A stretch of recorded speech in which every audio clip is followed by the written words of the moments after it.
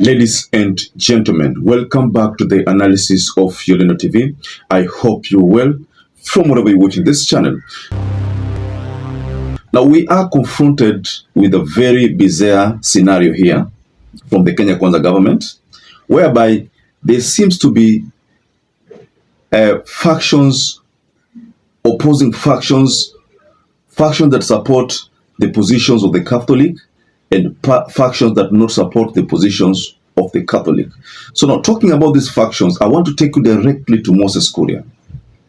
Because we already know, we shared a video of Sudi.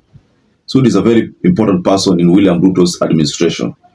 Though he doesn't have an official role in the government, but he is someone who does things for William Samoei Ruto underground. We could as well say that he's one of the political advisors of William Ruto. Yeah, but then we have Moses Kuria, the chief advisor of William Ruto, also matters, I think, politics. So Moses Kuria said something here, and I want to read this tweet from Moses Kuria. I believe some of you must have gone through the tweet, and this is what Moses Kuria said.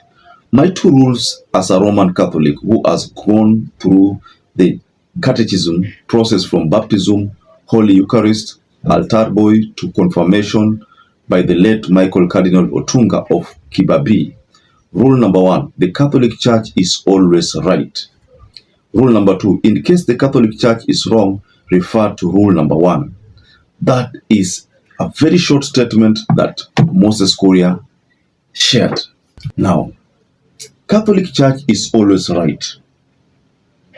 That is what took my attention the most. Catholic Church is always right. And in case the Catholic Church is not right, or rather is wrong, you should always refer to rule number 1. What Moses Kuria is trying to say, that all these naysayers, talking about people like Sudi, people like Sholei, Chungwa, even introducing William Ruto, who at one particular time said they are not factual, all of them are wrong. That is the message that is coming from Moses Kuria. So I want us to go through this message and the possible consequences of Moses Kuria's statements. But before you do that, please, I'd like to kindly encourage you to go below there and like this video. It's so important because that is the only way YouTube shares our content. Subscribe to this channel if you wish to appreciate our work. Those who supported us before, thank you so much for your support. My two rules as a Roman Catholic. Where does this statement lead us to, ladies and gentlemen? Because this is coming from someone who is believed to be William Ruto's chief advisor. And he's choosing to side with the Catholic, who embarrassed William Ruto by returning the money which Ruto had donated, who came out publicly and said that Ruto is telling a lot of lies, who came out publicly and said that Ruto has too much unkept promises. Shocking and heartbreaking. The violation of human rights and freedom of speech. We are appalled by the blatant recurring incidents of reported abductions, disappearances, torture, and killings of Kenyans. We also decry the increasing murder of women. This has caused great consternation, anger, and disgust. Hivyo wakati nitamuita maandamano mutokee. Mimi ndio nitakuwa naongoza na tunaweza ingia Statehouse. Wewe usicheze na sisi. Moses Kuria will most likely be told not to disrespect the Statehouse, because this is already exposing the Statehouse. One of the reasons why Rigathi Gachagua was hurriedly removed from the position of the deputy president is because, Gachagua always faulted the government that he serves. Now, we all know that Moses Kuria, his position is not indispensable. He can be removed anytime. But for Moses Kuria to go publicly and make this kind of statement, I could as well say that Moses Kuria is protecting his political image. He knows that in 2027, he needs the people to be able to climb to either being a governor, senator, member of parliament, or any other position. He knows that in 2027, the Mount Kenya people will be sidelined. That is one thing that he knows, and because of that reason, he knows very well that there's a great possibility that in 2027, Ruto might not favor him because he has seen what happened with the Gachagua, someone who campaigned using his finances, all might, and suffered at the wrath of Uhuru's administration. But that person was again kicked out. So he has seen that. So he knows that for him to survive, he must do just calculations. And that's why he's coming out to defend the Catholic, because at the end of the day, if he wants to become a leader again, a leadership position, electoral position, he will need the people. He's most likely going to need the Catholic.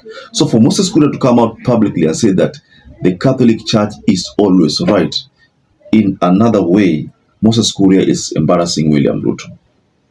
I mean, that's the honest reality. What would you say about this kind of statement? He has declared that he's a Catholic and he must defend a Catholic. Personally, I think I tend to agree with Moses Kuria, because as a Catholic, him being a Catholic, he must stand with the Catholics. And by any case, did the Catholics tell a lie in their deliberation? Did they lie about anything? I've not seen any citizen come out to say that the Catholic lied, because all these things which the Catholic said are things which are out there in the public domain. So what Moses Kuria is trying to say is simply justifying that these statements are correct. So it's up to the government, because this is a government official who is already agreeing with what's happening on the ground from the Catholic. And one of the points is that the Catholic said is that William Ruto is fond of lies. So hii ni drama, kwa sababu kama Moses Kuria anasema kwamba Catholic wako sawa, inamaanisha Catholic walisema kwamba Ruto ni muongo, basi Catholic ni kweli kwamba Ruto ni muongo, because he's literally trying to confirm that Ruto ni muongo, or what is the case here, ladies and gentlemen. I wanted to just go below the comment section and say something about this. What's your reaction, ladies and gentlemen?